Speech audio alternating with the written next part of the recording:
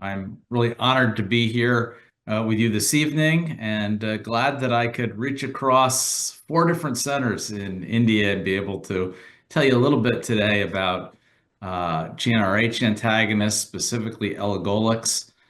We've had a lot of experience. We've had it here available for clinical use for the last roughly 5 years in the United States. And I've been involved for about 20 years in the investigation of this drug. So let me bring up my slides. You thriller. I am Dr. Prakash Trivedi, and the whole packed audience is waiting to hear you. And Thank you so much. it's such a honor to hear you on the oral antagonist. So everybody is waiting for your talk. Thank you. Thank you. It's an honor to be here. Thank you for Pleasure. having me Our pleasure. again.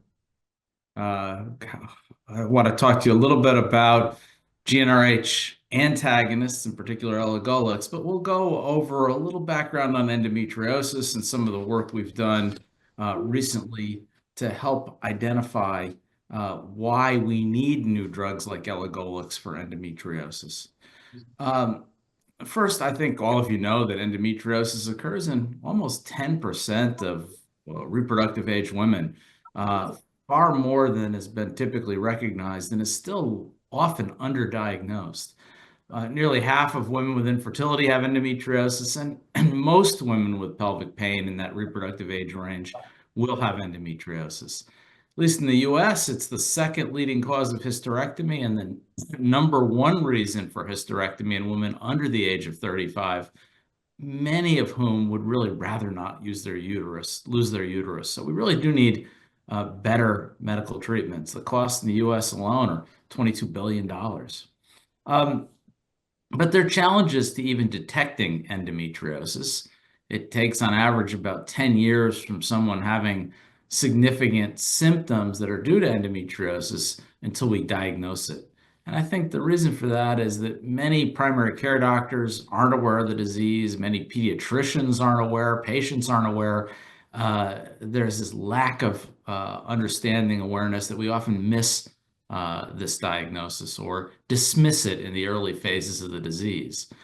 The symptoms are often nonspecific, and we'll talk a little bit about that in a minute, and associated with other disorders. So all of us have probably experienced this, that someone has had a diagnostic workup for some other condition when it was really all attributable to endometriosis.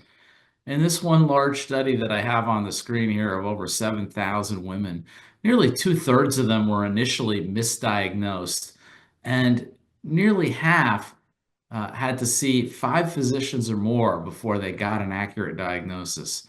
So if we could diagnose this earlier, we can reduce that uncertainty, the pain, but probably also by early intervention with medical treatment, reduce progression, slow that progression down or stop it, and prevent the later complications. It's my belief that if we initiate medical therapy early in the course of the disease, we can probably help prevent long-term complications such as infertility and the need for multiple surgeries. Now, we define endometriosis as the ectopic endometrial glands and stroma. It's a histological diagnosis. But we all know that this really oversimplifies this disease, that although it may look the same under the microscope, sometimes we see the blue lesions as shown here, sometimes we see the white lesions, the clear lesions, the red lesions, or sometimes the big endometriomas. This is really a very heterogeneous disease. Also, the clinical presentation is quite heterogeneous as well. Sometimes women with endometriosis have severe pain. Sometimes they've had no pain at all, but we don't find it till they try and become pregnant. And we discover they're infertile because of their endometriosis.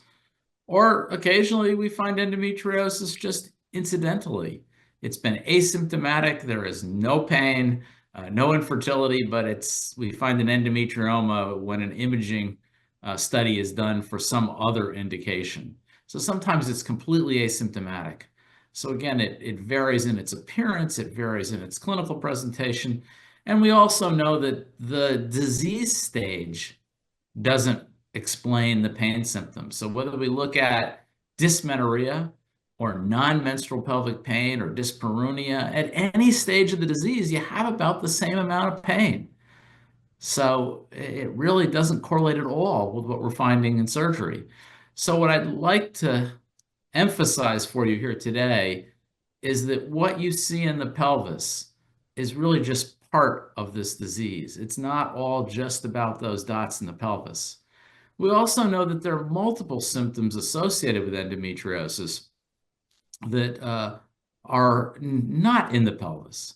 When with endometriosis, we know the pain and infertility. These are the classic presenting symptoms. But women with endometriosis have a much higher incidence of depression, much higher incidence of bowel dysfunction, often confused with inflammatory bowel disease. They have a lower BMI. They're thinner on average. They have more fatigue, more bladder dysfunction, bladder pain. They have a high incidence of anxiety. There's known whole body inflammation. And now we're finding epidemiologically that when these women become older, they have a higher risk for cardiovascular disease. So this really isn't just about what we see in the pelvis. It doesn't predict how much pain someone's going to have, and it doesn't explain all these other symptoms.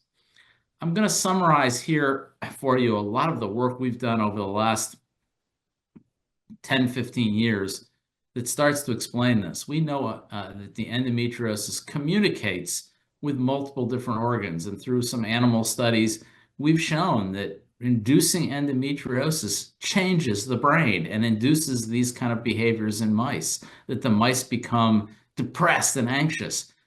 Being depressed is not just an association. It is caused by endometriosis. Same with metabolism. We've shown that endometriosis, through circulating inflammatory markers and other small molecules, affects the liver. It affects the fat cells. It changes your metabolism. There's a reason they have, on average, a lower BMI. It causes a whole body inflammation, which can wreak havoc on almost any organ.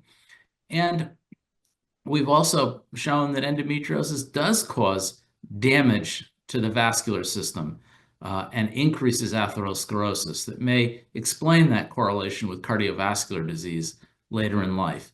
This really is a disease that isn't isolated just to the pelvis, and again, may explain why all of these symptoms that confuse us sometimes in our diagnostic workup are there, and also explain why just what we see in the pelvis doesn't really explain the entirety of the disease. We have to start thinking of endometriosis as a systemic whole body disease. It is not just about the pelvis. And the reference here is to a Lancet paper we published a couple of years ago that really summarized some of this work, if any of you are interested in going into it in more detail. But really, we need to think of endometriosis as not just a few blue dots in the pelvis, but something that affects the entire body. So really what we're seeing in the pelvis is, in some sense, just that classic tip of the iceberg. There are manifestations of the disease throughout the body. So how do we diagnose endometriosis? Well, the gold standard has always been visualization of the lesions at the time of surgery, usually laparoscopy these days.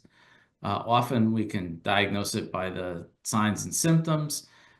Sometimes we find nodularity, other signs of endometriosis on an exam. Sometimes with imaging, we can see the endometriomas. And there's hope for serum biomarkers for endometriosis someday, although none are commercially available yet or quite ready for broad application. But we have lots of ways of diagnosing endometriosis. Again, the classic has been considered surgery. I think one of the problems with this is that the varied presentation of endometriosis can make it hard to diagnose. Those of you in the room here are experienced laparoscopic surgeons won't miss the more subtle disease, but many do. And unfortunately, we see that quite a bit, that sometimes those clear lesions or the white lesions, red lesions may be missed. No one's going to miss the classic Black and blue lesions are the big endometriomas, but sometimes that's missed with surgery. So these subtle changes in appearance or differences in appearance can be misleading. The other thing that's important to know is that, even in women who don't appear to have endometriosis, it may still be there in a microscopic form. You may have a visually normal pelvis, but if you strip peritoneum, now I'm not suggesting we do that, but if you were for purposes of a study, you can find that normal peritoneum in 25% of women with pelvic pain has endometriosis. So when we don't see it, you may still have endometriosis. And then when we think we see it and we take it out and look histologically, it's not even always there. So sometimes we're wrong about what we think is endometriosis. So in terms of being a gold standard, surgery isn't quite what we might think it should be. Sometimes when we don't see it, it may really be there, and sometimes when we think we see it, it's not endometriosis.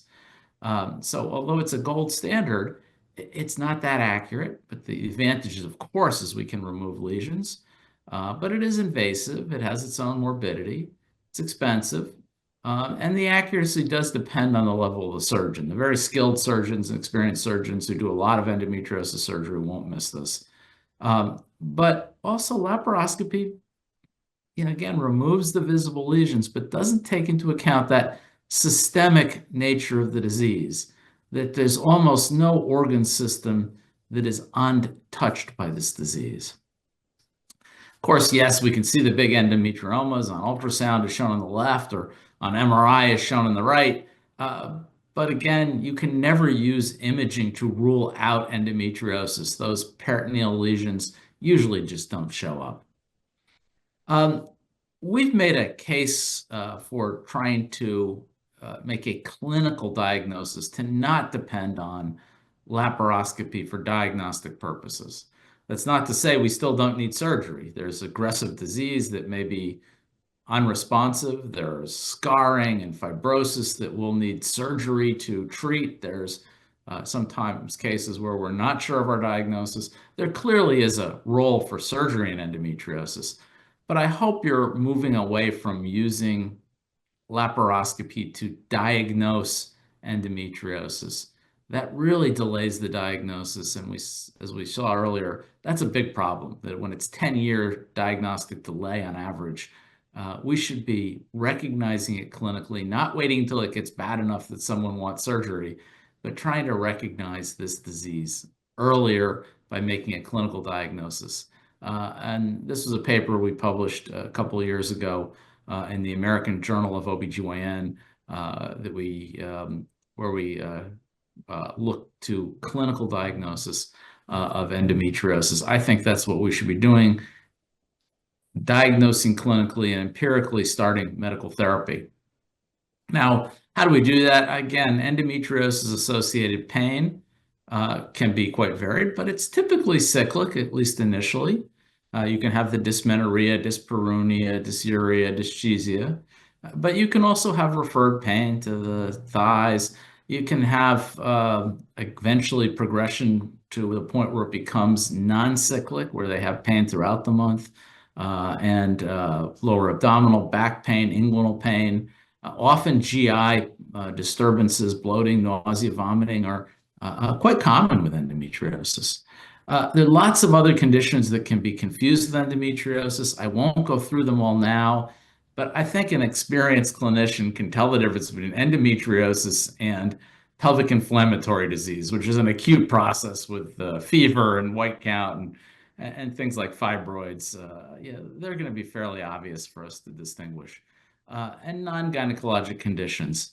But if this starts off as cyclic, so that it comes around the time of the menses, it's more likely to be secondary to the endometriosis than a primary problem of another organ system. If you have bowel symptoms just around the time of your period, that is unlikely to be just a primary bowel problem. That is most likely irritation from the endometriosis. Again, if it comes, most bowel diseases, inflammatory bowel disease, don't come on just at the time of the period. Same thing with interstitial cystitis or myofascial pain. all of those are not entrained to the menstrual cycle. They are more likely to be due to endometriosis rather than a primary bowel or bladder problem if they are coming on, at least initially, around the time of menses. So for me, it's very simple. I make the diagnosis of endometriosis in anybody who has cyclic progressive pelvic pain.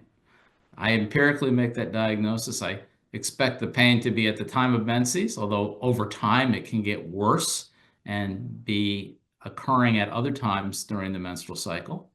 And I expect this to be a progressive disease, distinguishing it from primary dysmenorrhea, where somebody's first period at age 12 is quite severe and never worsens. That doesn't sound like endometriosis. Endometriosis is a progressive disease, but I like to keep it quite simple. Anybody with cyclic pelvic pain that progresses over time probably has endometriosis and deserves an empiric trial of medical therapy.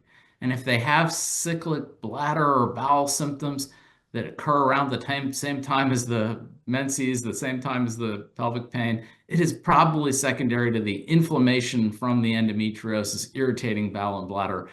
Don't get distracted with an exhaustive evaluation of bowel or bladder problems. I can't tell you the number of patients that come see me who've had their colonoscopy that's been negative before they simply get a diagnosis of endometriosis and get it treated.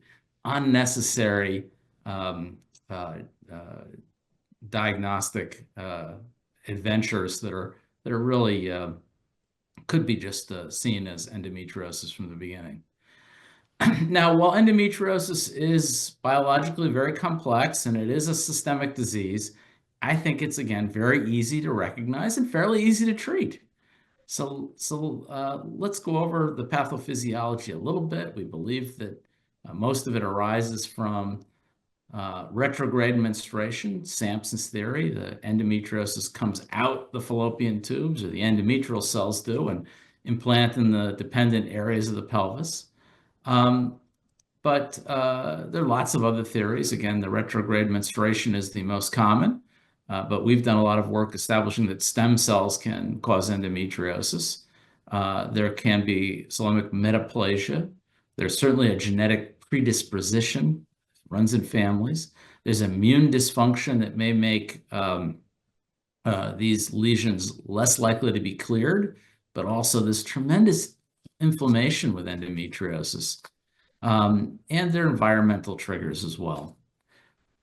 Let's go over our therapies. Again, we have to take into account that endometriosis is a systemic disease.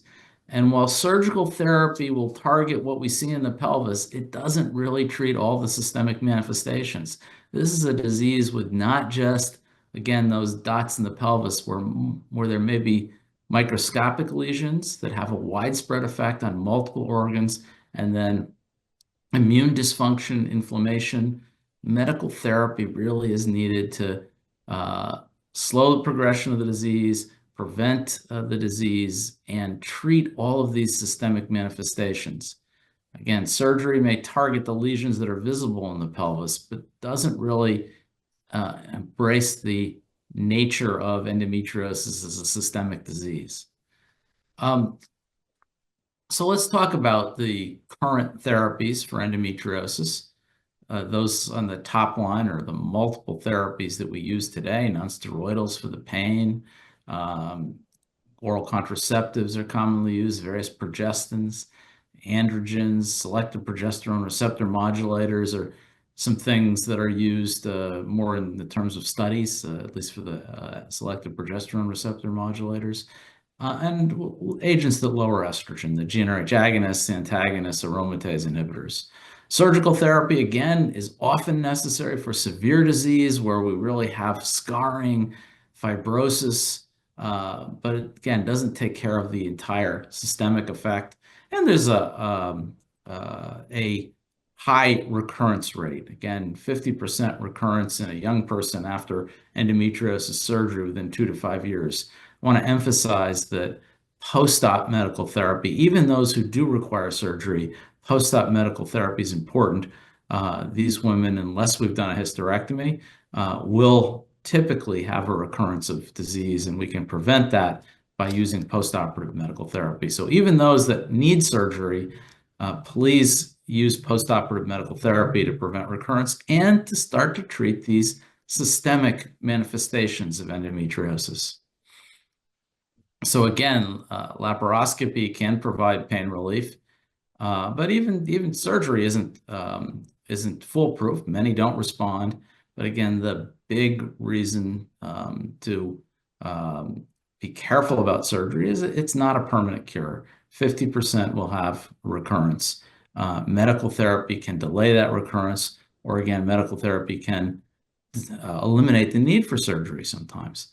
Hysterectomy, I'm not even going to talk about today. That's really a last resort for women with endometriosis. So let's talk about the different medical managements. Again, oral contraceptives with a non-steroidal. Danazol, which is an androgen, causes anovulation by attenuating that surge of LH, lowers estrogen levels, but has some androgenic side effects. Progestins work, and we'll go into detail of that in a minute.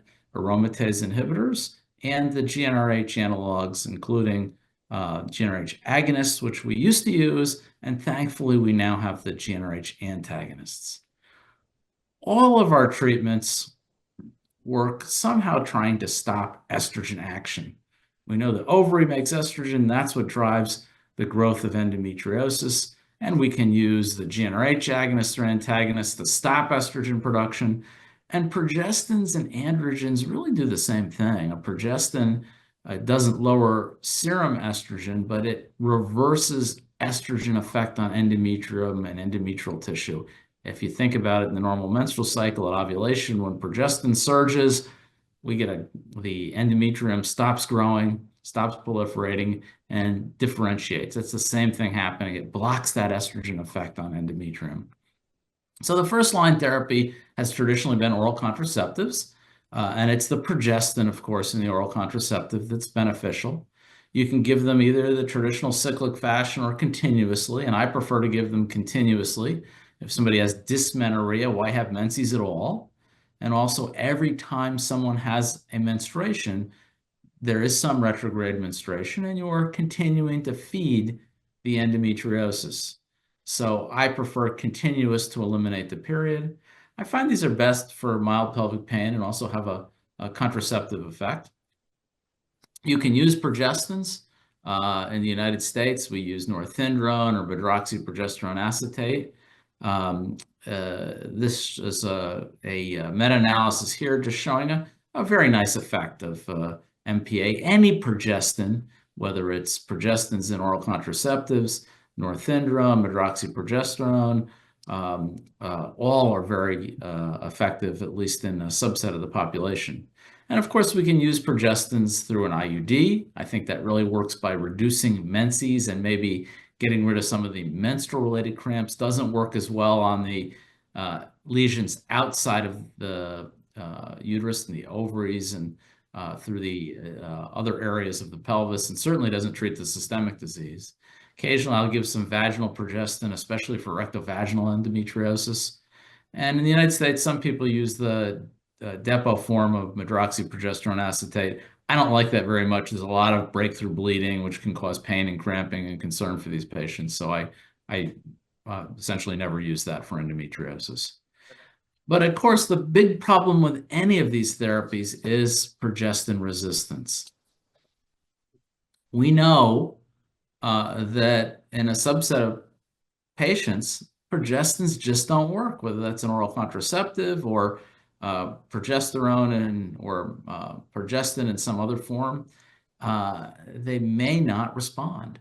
And this is some work we did a few years ago. Valerie Flores, who worked with me, did this study. We looked at the level of progesterone receptor in endometriosis, and we divided them though into patients who responded well to a progestin-based therapy or who failed to respond to progestin. Sometimes that's initially, or sometimes they become resistant to progestins over time. And you can see those that didn't respond to progestin had a much lower progesterone receptor. Matter of fact, those that had a very high level of progesterone receptor in their endometriosis, they all responded. and those that had a very low level almost never responded. So there is a subset of patients, either initially or over time, lose their progesterone receptor and won't respond to a birth control pill or a progestin.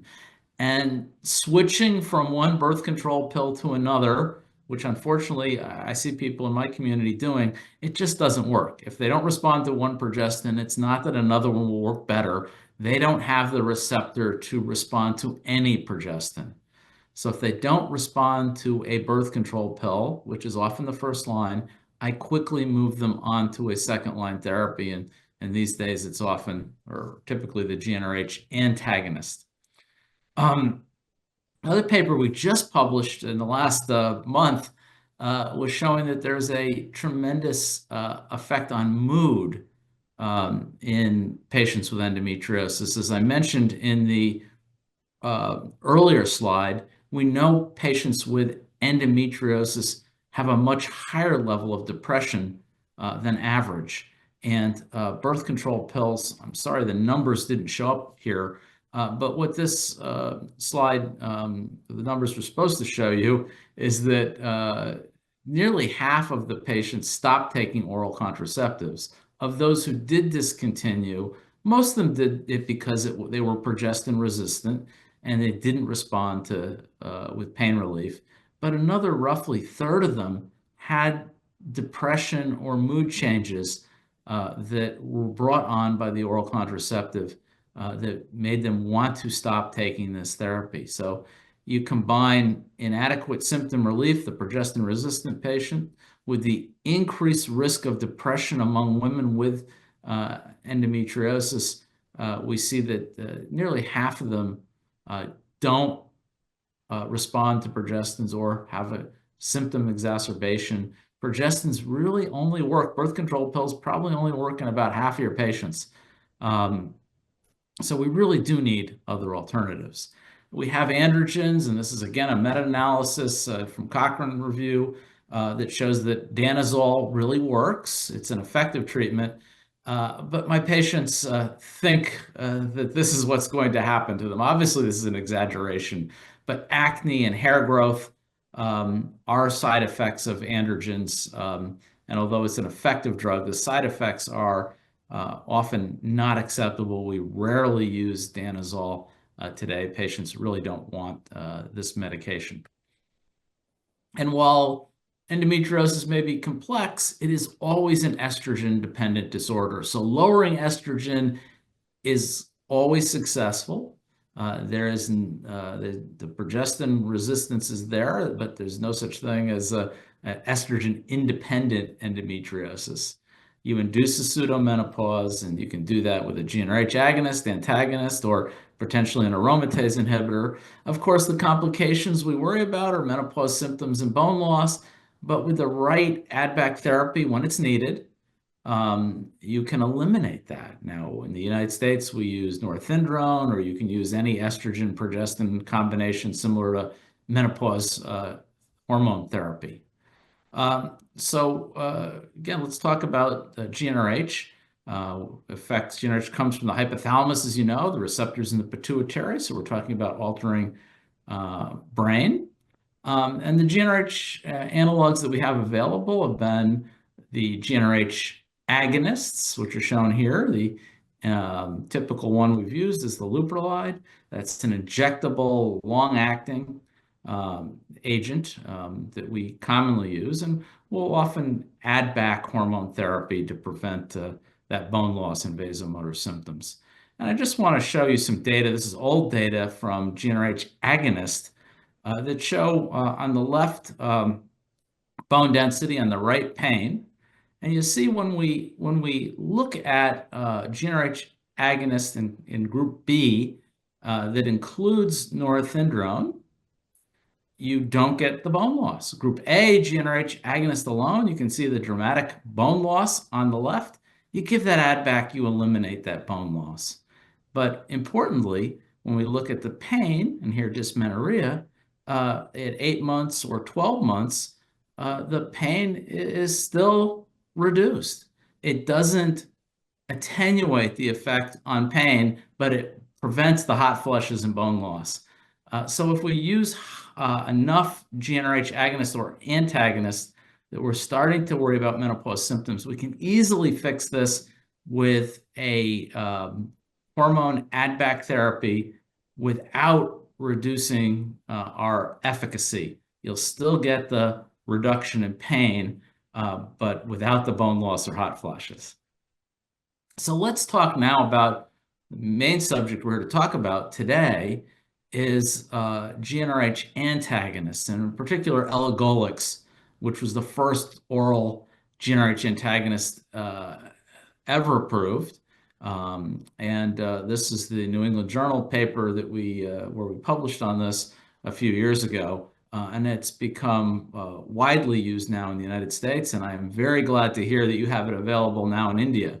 This is an oral small molecule. One of the beautiful things about this, unlike the agonists, the antagonists don't have a flare effect. This drug also comes with flexible dosing. It allows you to just partially suppress estrogen if you want. And the other beautiful thing about this, unlike the old GnRH agonists, that once you injected it, it was there full strength for a month or more, but often took months to fully reverse. These reverse rapidly. You stop it within 24 hours, your estradiol is coming back. So somebody who is unsure about the therapy or somebody who wants to get pregnant in the next few months, this is a wonderful therapy. We have elagolix approved in the United States. There are a couple other GnRH antagonists that aren't available in India. I won't go into them in detail here, but we have several in the pipeline. But elagolix was the first approved in the United States, and again, you have it available to you now. Again, just to review the mechanism of action, the GnRH agonists, the old-fashioned injectable leuprolide, etc., work by stimulating that pituitary GnRH receptor initially. You get this initial flare effect with an outpouring of FSH and LH, lots of estradiol made, and actual stimulation of the endometriosis. So it gets worse before it gets better. You may have a week or two of outpouring of estrogen, worsening of disease before it finally gets better. With a GnRH antagonist, it blocks the receptor immediately. So you can, within 24 hours, have a reduction in FSH and estradiol and an immediate improvement in endometriosis. So you don't have to go through that so-called flare effect.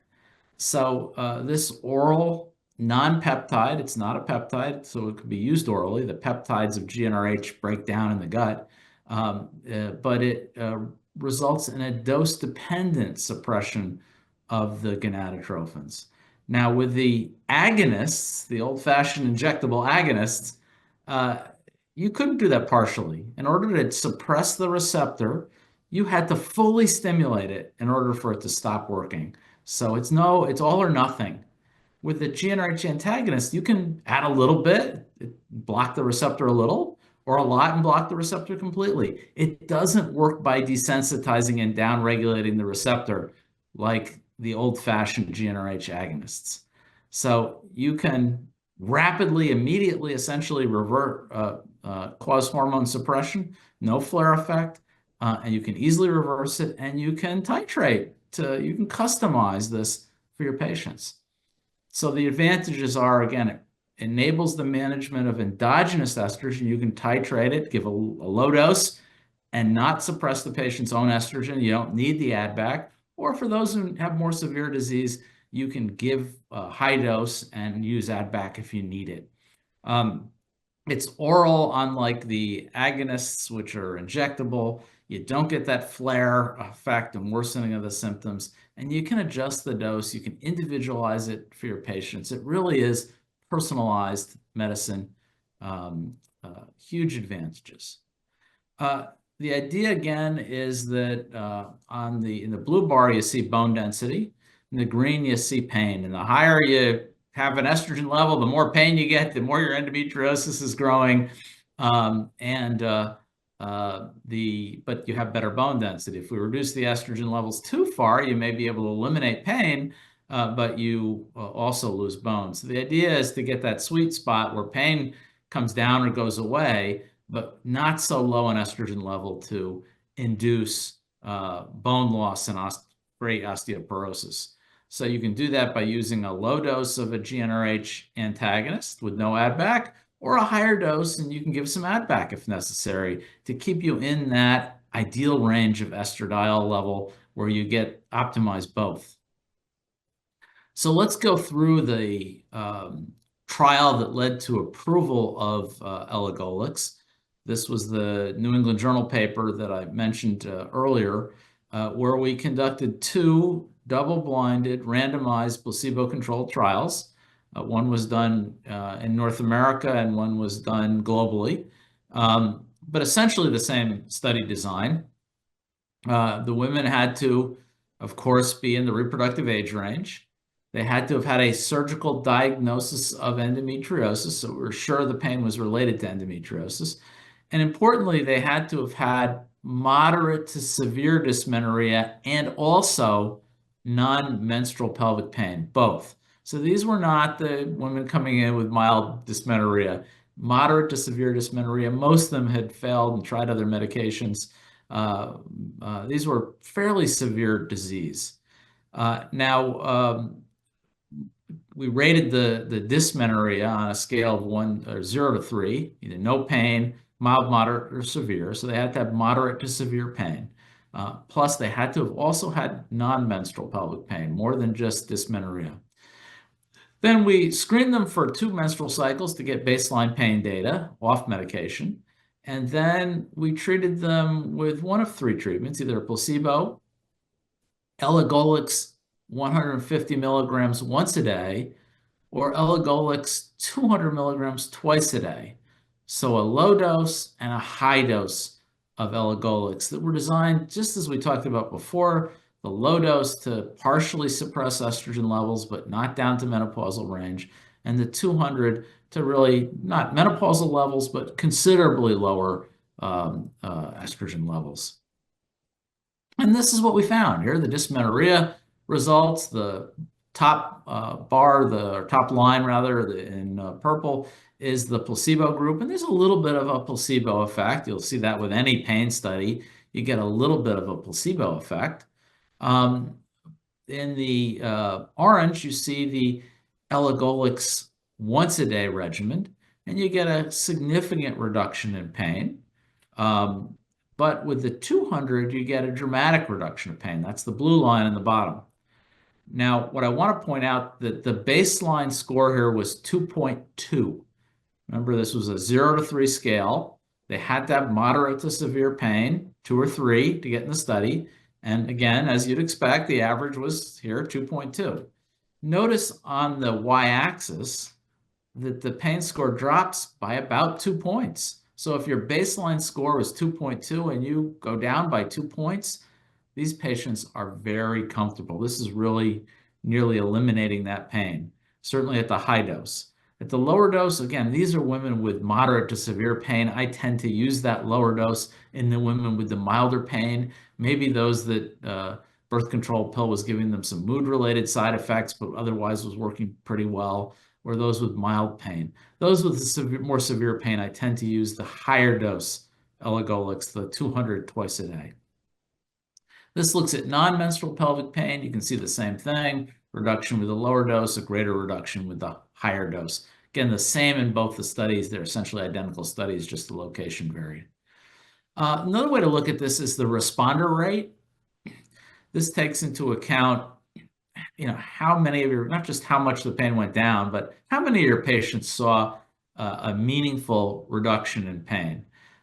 This, in order to qualify as a responder here, not only did you have to have a statistically significant decrease in pain, but you had to have a clinically meaningful, as defined by patients, reduction in pain. And if you look here, you can see that on the high dose, the 200 milligrams dysmenorrhea, about 80% had a wonderful response rate. Again, these are the patients with severe pain that had often failed other medical therapies. The low dose, it's more like 50%, but again, I tend to selectively use this in those that are having the milder pain, not the severe pain as were enrolled in this trial. If you use it for patients with milder pain, those numbers are much better. Same thing with non-menstrual pelvic pain. You get about a 70% response rate with a high dose. 50, 60% with the low dose. And dyspareunia, that's the toughest to treat, but about a 60% response rate with the high dose. I'll often go immediately to the high dose if somebody has dyspareunia. It's more like, again, 40% with the low dose. But the high dose for those with a severe pain, the ones enrolled in this trial all had severe pain. You see a beautiful response, again, about 80% elimination of the dysmenorrhea. Again, I use the lower dose for those with milder pain, not the patients like those enrolled in this trial. And this is the extension study. You can look, this goes on out for a much longer time. You can see the trend happens very quickly. You get a nice response almost immediately within the first month. You'll reach a good steady state in 3 or 4 months, but it continues to get even better over time out to a year or beyond. What are the side effects? Well, there were no real serious side effects. The side effects that showed up in this trial were exactly what we predict. You lower estrogen, you may get some hot flushes, headache, not uncommon. But I think the important point to remember is the severity of hot flushes were pretty mild. They were mild in the majority of women in each of the treatment groups. And the discontinuation rate due to hot flushes was less than 1% in the low dose group, where you're not fully suppressing their estrogen level, and less than 3% in the high dose group. This is very different than the old leuprolide studies where 30, 40% of the populations typically dropped out of trials because of intolerable menopausal symptoms.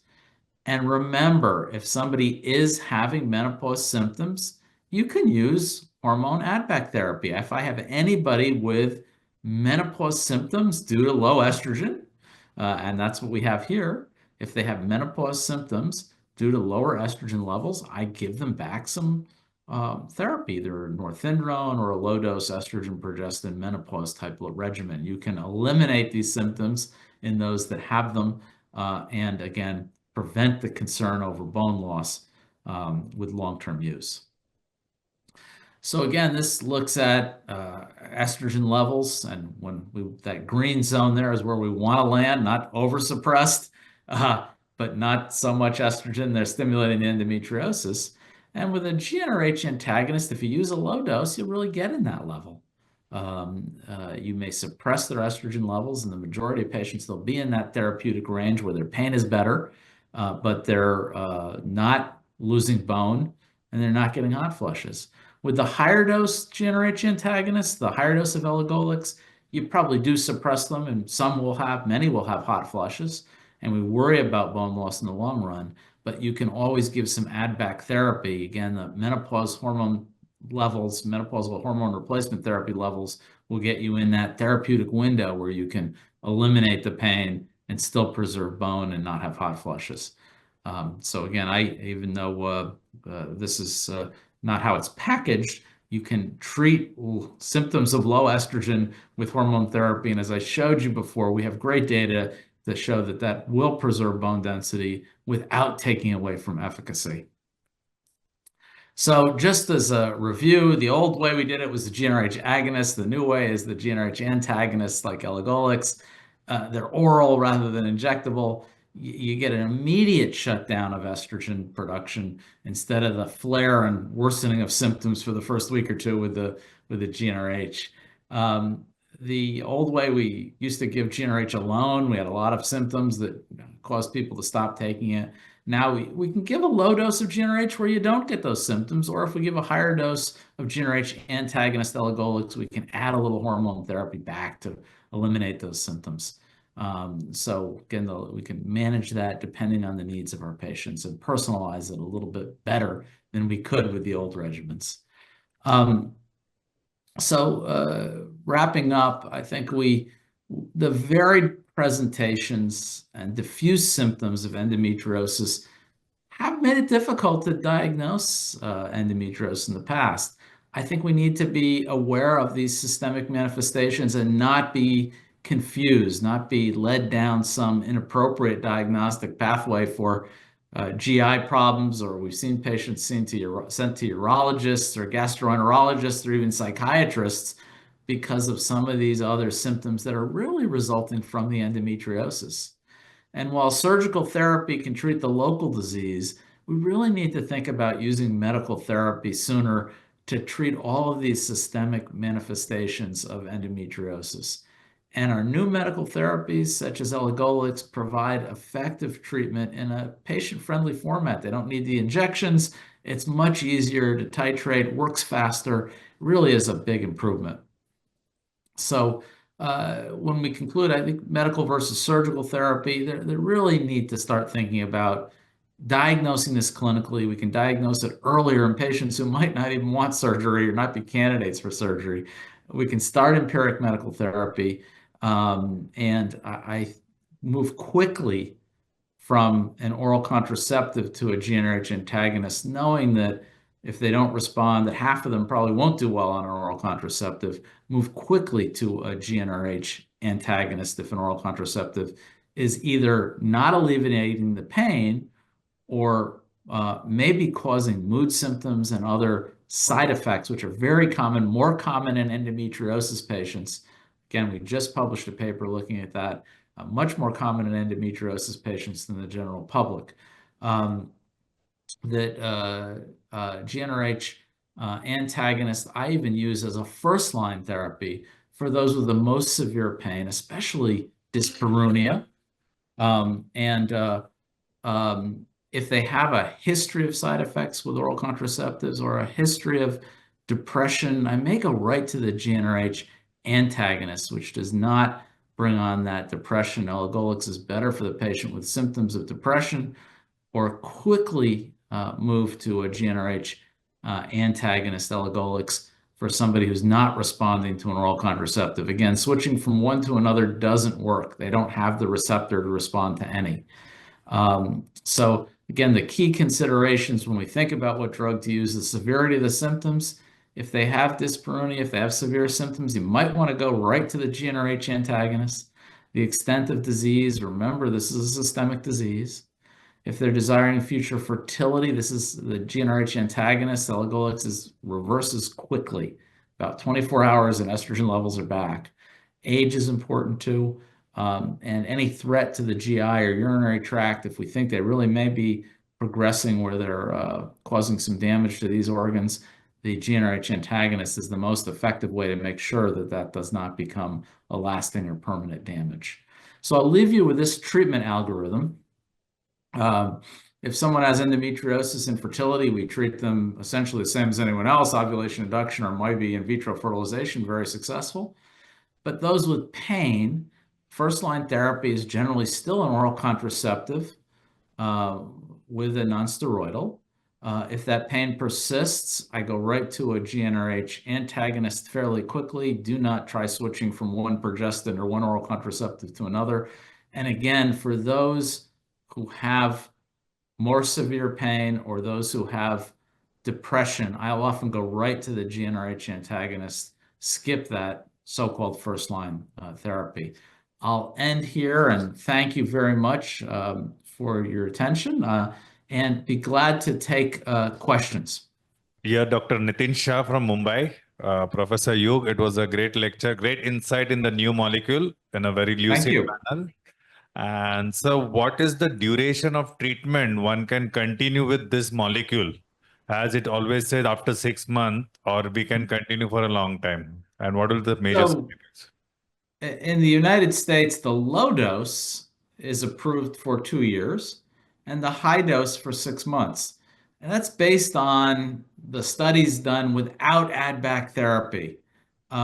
What I do, and is not the approved version, but what I do in the US is if I'm giving add-back therapy, even at the high dose, I don't worry about going on indefinitely.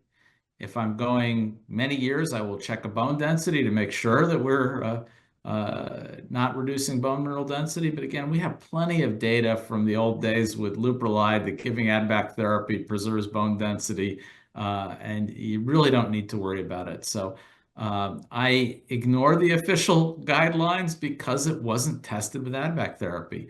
The low dose, again, in the United States, approved for 2 years. That approval was completely arbitrary.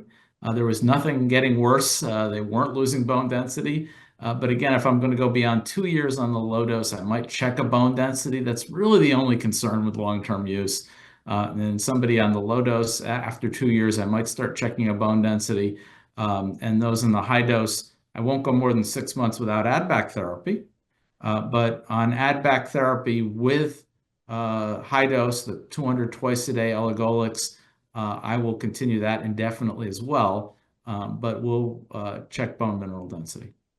Okay, so bone mineral density is the one indicator which we need to check regularly. Yes. If you plan And if it's to somebody you anticipate keeping it on that drug for years, you could even get a baseline so you have something to compare to when you go back. Yes. Again, low dose, I don't check it for another 2 years. High dose with add-back therapy, I might check it after a year or so. But I don't continue high dose without add-back for more than 6 months. Generally, when I start high dose Elagolix, I give a prescription for the add-back simultaneously and tell them if they have hot flushes to start the add-back therapy. Keep them much happier. What's your experience for the adenomyosis? Adenomyosis, again, we don't have great studies, but we did look at the subset in our endometriosis study that had both, and there was a nice effect on the adenomyosis as well. Adenomyosis essentially is the same pathophysiologic process of as endometriosis, is endometrial glands and stroma growing into the muscle wall of the uterus, and it seems to work quite well for adenomyosis as well. Have you seen a complete separation of the disease with this molecule, or it's just a pain relief? No, we've often done surgeries on people who have been on this medication. The surgery is often for some other indication. And you really do see atrophy of the lesions. It is not just pain suppression. Like anything else, you lower estrogen levels or remove estrogen, the lesions will not grow and they will atrophy over time. So we rarely see any lesions still remaining visible after somebody's been on Elagolix, especially the high dose, for a few months. That's not to say we don't see some scar tissue, or we may have a lot, that have been remnants of previous, years of untreated disease that still may need surgical therapy if we have distortion, fibrosis, scarring, adhesions. That's sometimes the reason we'll do a surgery. But the lesions are generally atrophied or non-existent. We just don't see them. Any cutoff value for the endometrioma that beyond this much centimeter, like 4 centimeters, 6 centimeter, 8 centimeter, we will not use Elagolix and resort to a surgical treatment? Any that cutoff value in your study, sir? No. Personally, I don't really consider the size of the endometrioma. Although that's traditionally been a threshold, and our American College of OBGYN still says the larger ones should probably be explored surgically. If it's a classic endometrioma, I will follow them. I will treat them with the Elagolix. I don't expect them to shrink, because at least not in the short term, because most of that is old, as you know, the old debris, menstrual debris, essentially the chocolate fluid that you get in the endometrioma is not necessarily going to go away. It remains there, but the endometriosis that lines that cyst is suppressed, and it will stop growing. It will stop making that fluid. The pain will get better. And I have no size limit if I am confident it is an endometrioma. If it's a classic ground glass appearance cyst, I will follow it with ultrasound. But if it is a classic, if I'm confident it's an endometrioma, I do not use size as a criteria. This is Dr. Nair from Delhi. Do you have any data of using this Elagolix in the ART cycle? Do you have any data of using this oral antagonist in an ART cycle? ART cycle. IVF cycle. Sorry, yeah. Sorry, the sound quality isn't good there. In an IVF cycle. Certainly, I mean, let me approach that from two ways. Certainly, it is not going to interfere with FSH stimulation of oocytes, so you don't have to stop it. But will it prevent ovulation? Can we use it in place of a GnRH agonist or antagonist mid-cycle to prevent the LH surge? Not at the levels that are used here for endometriosis. Again, we're trying to titrate that endometriosis just low enough to rather the estrogen level just low enough that we ameliorate disease without going any further into that menopause range. We're intentionally not trying to fully suppress FSH and LH. This is the beauty of the GnRH antagonists, is you can suppress a little or a lot, as opposed to the old Lupron where you'd have to suppress it fully.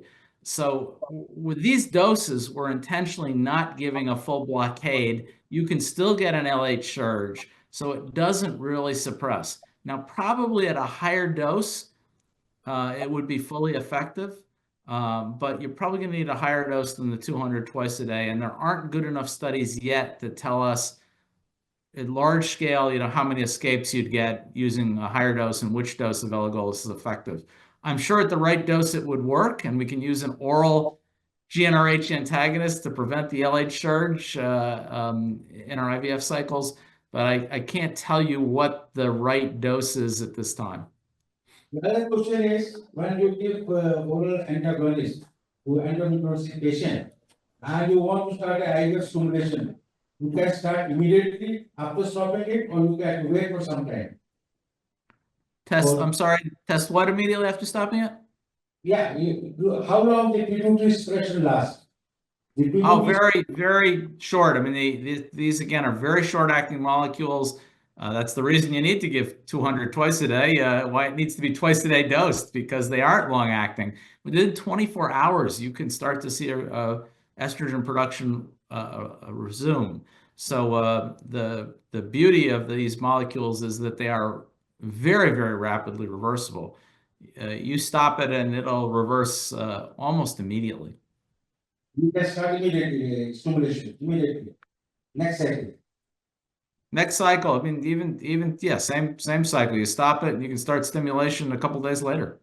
Okay. Now we are doing a trial looking at suppressing endometriosis with elagolix prior to IVF. Yeah, a little different than we talked about before to prevent the LH surge, but long term, there have been some data, although it's controversial, about using leuprolide and others for 3 months prior to an IVF cycle, improving pregnancy rates. We've got an ongoing clinical trial right now, double-blinded placebo-controlled trial that looks at elagolix for 2 months. Since you don't have that flare effect, you don't have worsening of disease, it works faster. So we think you only need 2 months of therapy. That trial is still underway, so I don't have results of that yet. And this whole idea of suppressing endometriosis prior to an IVF cycle is still controversial. There are studies on both sides of this issue. But we think that potentially the elagolix will be better for that, again, because it works so quickly. It's certainly a lot easier on patients, and it reverses so quickly. You don't have that lingering effect. So we're not done yet. Another year or so, I should have results of that trial and be able to tell you whether a couple months of elagolix prior to an IVF cycle actually improves pregnancy rates. We're hopeful that it does. Thank you, Professor Yu. This is Dr. Kuldeep Jain from Delhi. Good to see you here. Again, it was an excellent lecture. Thank you. My question is, because in endometriosis, we always see two things. One is the efficacy. Second thing is the recurrence. So how do you compare it with the Dynogest when it comes to the efficacy? And what about the recurrence? So we don't have Dynogest in the United States, so I can't tell you I have experience comparing the two. But Dynogest still works through the progestin receptor. So as we showed, if progestin resistance will be true of anything, because any progestin will be affected by that, because the progestin receptor is much lower in those non-responders. So I think Dynogest, a lot of literature on that, which I'm very familiar with, even though I don't have experience with the drug. It's a very effective drug, but I still put it in the same category as other progestins and progestin-like molecules, that if you don't have the receptor there, no progestin, no matter how good it is going to respond. It's a great progestin, and works very well, and I'm sure I'd be using it if we had it in the United States. But again, progestin resistance will hold across the entire class of molecules. There will be 30 to 50% of patients that will not respond to any drug in that class, and we'll need to have an agent that lowers estrogen like elagolix. Another question is about the adolescent endometriosis. Like, we don't prefer to use the DNRH agonist in adolescent endometriosis because of so many reasons. What about the anabolics or the antagonists? Can be used in adolescent endometriosis at 15 years, 16 years of age? I'm sorry, the sound quality isn't very good there, so I'm having a little trouble hearing you. Can we use elagolix for what? For adolescent endometriosis in younger patients, unmarried patients of 16 years, 18 years. In can be- adolescent patient, that's what he's saying. Adolescent patients. In the what, sorry? Adolescent patients. Adolescents. Oh, adolescents. I'm sorry. Yeah, In adolescents, yes, we do use it in adolescents. I think you're still growing bone at that point, so I'm quicker to add on some sort of hormone therapy and make sure they're still not interfering with bone development. But yes, it's not officially approved in the United States, but we do use it in adolescents, have a lot of experience with that, and it's quite safe and effective. As a matter of fact, you have explained endometriosis within minutes, in detailed discussion. Thank you very much. But I have a very Thank you. basic question. In your study that was published in New England Journal of Medicine, you have 3 arms. Am I right? Yes, 3 arms, placebo and 2 different doses of elagolix. Considering the hypothesis and the results of phase 2b study, it is expected that GnRH antagonist is going to have some analgesic effect, some reduction in pain. Why did you choose placebo arm in those selected patients who are already having pain and endometriosis? What's the rationale of using it? Yeah, I think that is always a concern with any pain disease. I mean, it's easy enough to include a placebo in a disease where you're worried about sort of changing long-term outcomes. Cholesterol lowering drug, people aren't going to be suffering with pain. But one of the things we thought about was using some other alternative for the placebo arm, but the FDA really wanted that. They wanted to know what the drug was doing, and anything else we used, they thought might mask the true effect of the elagolix. It appears to be not ethical. A patient suffering from pain due to endometriosis and you are using placebo arm, is there any justification? And second question. Again, I think that's a very good point. We argued that with our Food and Drug Administration. Our FDA required that in the United States. They did have traditional pain medications available to them, and that was one endpoint we measured, that the elagolix groups, both of them, used less pain medications, whether that's a non-steroidal or they could even use a narcotic pain medication. And the elagolix reduced the use of pain medications. The placebo group did have something for pain relief available, just no hormone altering medication. And the second question is, you have used in the intervention arms the 2 diverse doses. One is 150 milligram once daily. The other one is 200 milligram twice daily. Mhm. Am I right? Yes. So basically, can you explain why these 2 doses were chosen?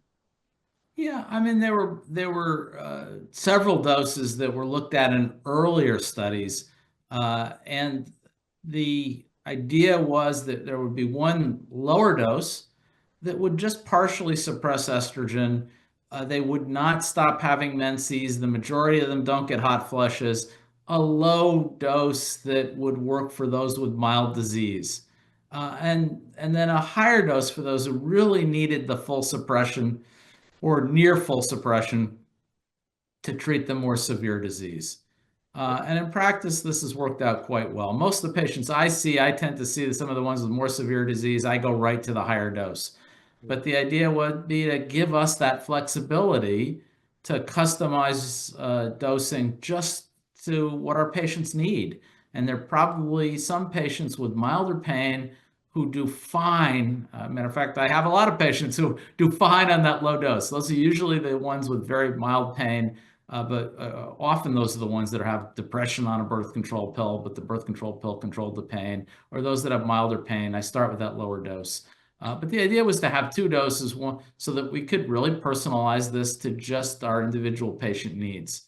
The 150 is great for mild pain. They don't have the hot flushes. They don't have to worry about the bone loss. They still keep getting regular menses for those who want to still have menses. Again, Thank I you. prefer the higher dose that gives you more complete suppression, is better for the more severe disease. And I actually prefer to suppress menses, so we're not continuing to feed endometriosis. But that's the idea, to give some flexibility in 2 different doses that work Thank you, in different Dr. ways. Taylor. As a matter of fact, as a master in this particular field, do you foresee that some dosage schedule, something in between can come in future? Yeah, and we've had a lot of people have experienced the titrating those doses to really customize them. I think if you go above that 150, though, we don't really have good long-term bone density. People have used the 150 twice a day or mix the 2 doses. You can do it, but we don't have the bone density data to know when you start needing to worry about bone density. So if I go above the 150 once a day, I will use add-back therapy, so I'm sure that the bones remain strong. Yeah, we Other are than that, you Thank can you. customize you, and titrate Doctor. things. Dr. Taylor. Yes. Hello. Hello, Dr. Yes. Taylor. This is just congratulations from Kolkata. I am Dr. Subhash Biswas. Actually, with your vast experience, I want to know the basic thing that you, from your presentation only, you have started with the indications according to the symptomatology. That means you have taken care of endometriosis associated pain, dyspareunia, dysphagia, everything. But the extent of the disease, your second point, I am interested with that area. The patients who have got very invasive disease, the patients who have got very invasive to your GIT or the bladder, do you have the experience from your vast observations that the patients are cured of, or subsequent surgery is much more easier for those patients? What is your experience? Well, many of them really are cured from this. The disease will regress, it will atrophy, and we don't see those active lesions when we get in there. Now, of course, if this disease has been the deep infiltrating endometriosis that's caused a lot of adhesions and fibrosis, everything's scarred, the scarring is permanent and doesn't go away with any medical treatment. They may require surgery. And once that scarring's there, it is not made easier by elagolix treatment to do those surgeries. But you always repress the active disease. It stops progressing. And for those, they don't have the inflammation, the pain will usually go away. And anything that's residual left is just due to residual scar tissue. And that's when I do move to surgical intervention. I can't say it makes the surgery easier, but many of them won't need surgery. Just wanted to know any role on fibroids. Fibroids needs a little higher dose. Fibroids, again, you need an even more complete suppression. In the United States, the approved dose for fibroids, which I don't think is approved yet in India, but is 300 twice a day. But you could do that in India now with the 200 3 times a day. The total of 600 is what you need for fibroids. And again, there's even more profound suppression. You really need the add-back therapy there. You want to always use add-back hormones if you're using 600 a day. You could, again, 200 3 times a day would be the equivalent to what we use. We have a 300 milligram dose as well in the US that's used twice a day for fibroids.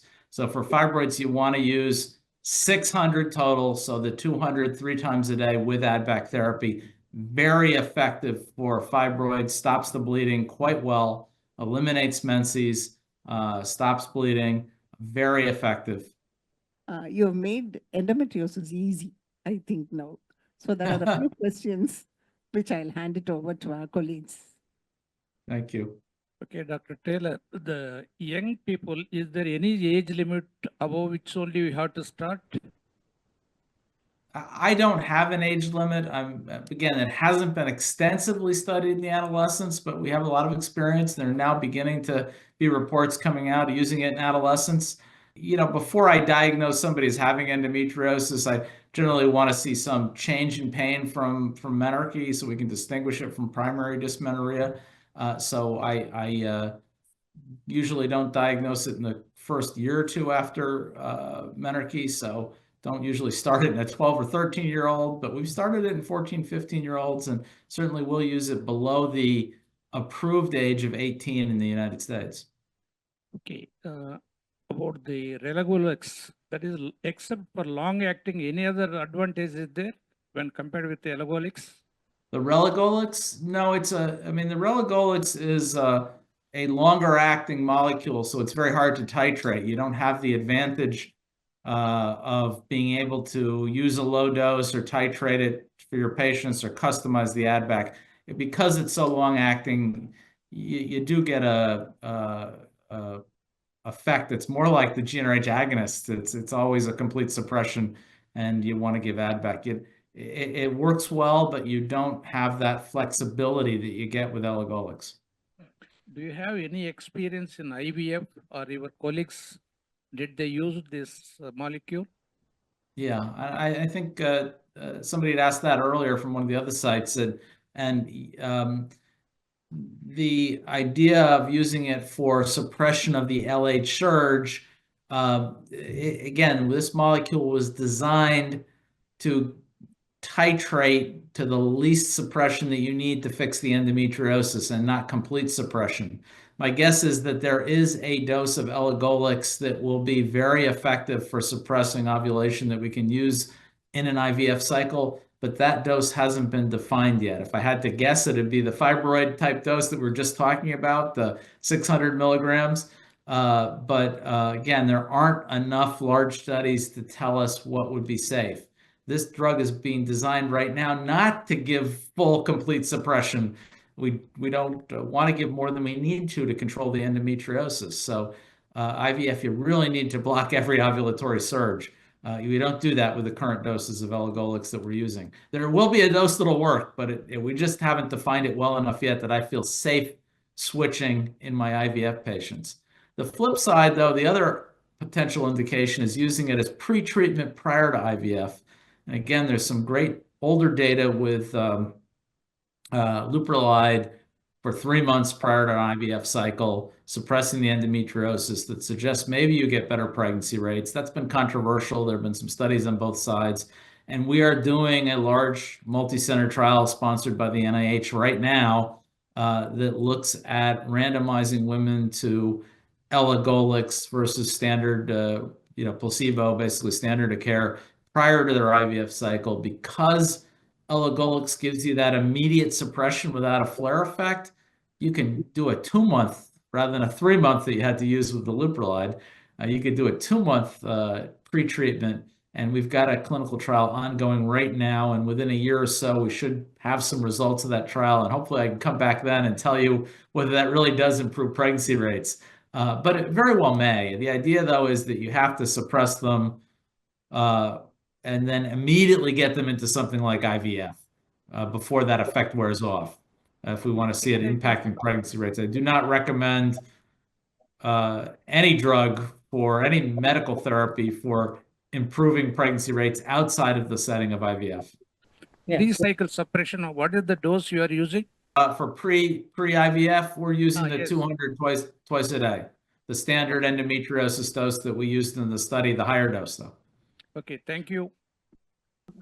Hi, thank you for the excellent presentation. Dr. Yu, is there any difference that you see when you give Elagolix, particularly preoperatively, in the tissue plates? Because, there are sometimes you see when you do laminomyomectomy, the patient is being long there, this alter the tissue plates. And your experience, because you used it so extensively over the years.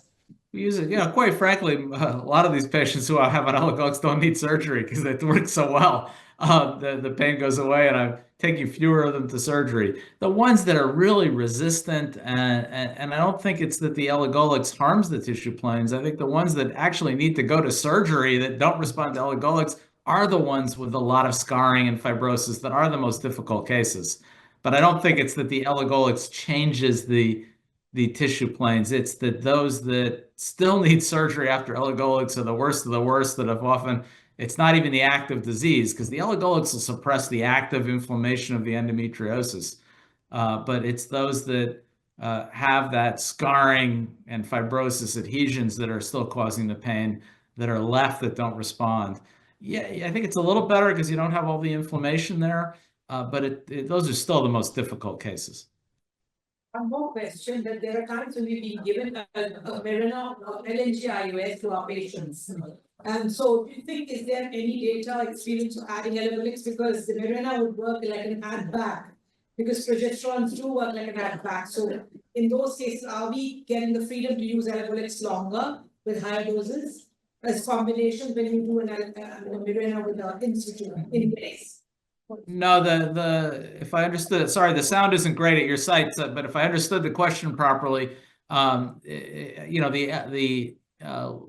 intrauterine system, intrauterine device doesn't give you high enough systemic levels of hormones to preserve bone density. So while it's great for anybody you have on the low dose elagolix that may suppress menses more or eliminate menses and dysmenorrhea, and provide contraception, which you may not get with the low dose, you don't get with the low dose elagolix.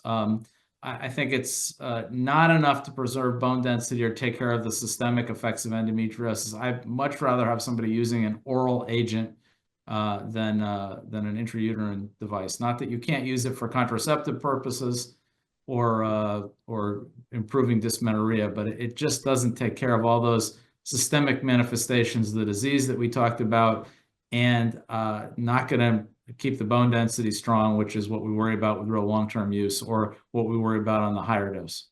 Low dose elagolix may cause ovulation, and the lady can conceive. So you have to use some sort of contraceptions, isn't it? Yeah, I would use something for contraceptive as a contraceptive agent in the low dose. And as the last question, an intrauterine device is a wonderful contraceptive, and it'll help eliminate any dysmenorrhea as well. But you can use progestin-only contraceptive would work well too in this setting. The higher dose, I'm typically using add-back, and if there's a progestin in that, it will provide contraceptive protection as well.